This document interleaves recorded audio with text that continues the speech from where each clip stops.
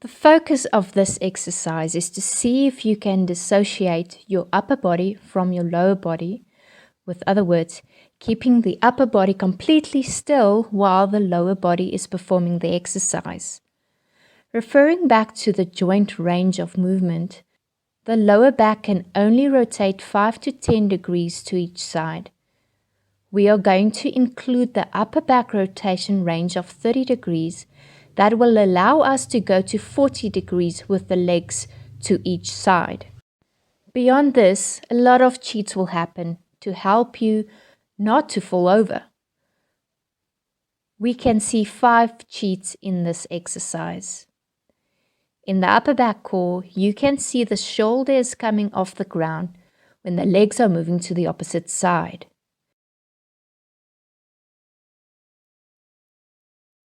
This is because I took my legs further than the previously mentioned 40 degrees, so my shoulder had no choice but to come with.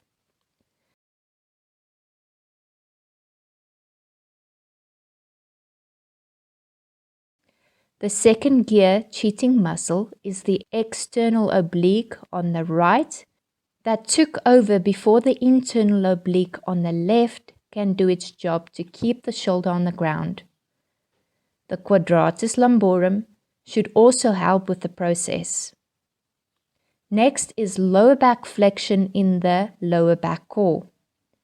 When the legs return to the center, the lower back is flat on the ground because the legs are comfortably moving closer to the chest.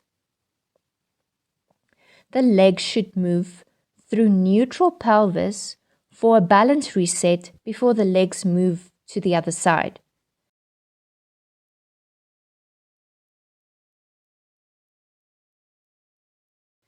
The second gear muscle that is cheating is the rectus abdominis, where the first gear muscle, the multifidus, should actually be doing the job.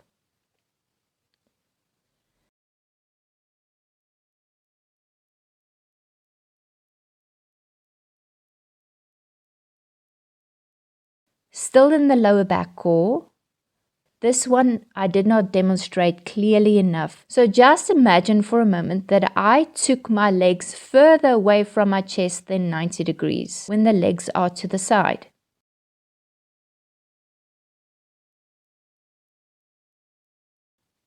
This will cause lower back extension.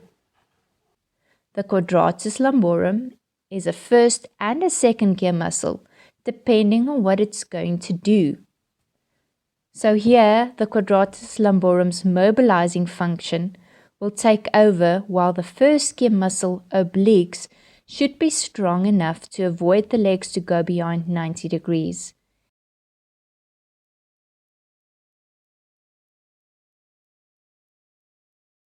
If you can go beyond 90 degrees without the lower back extension, you have strong obliques.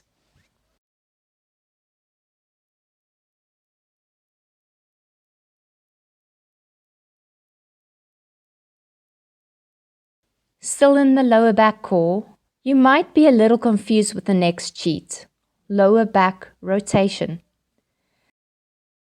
How can it be a cheat if the action should be rotation, you may ask? If you glue a ruler on top of your knees and you take the legs to the side, both your knees should still touch the ruler on the diagonal line. And if you look at mine, it is not. So I do not have the strength, with the demonstration of this video, to push the hip up to the line where it needs to be.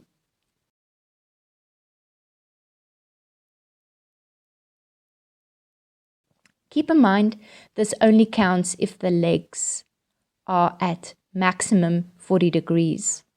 If you go further than this, there is no way you can get your knees together unless you turn completely on your side.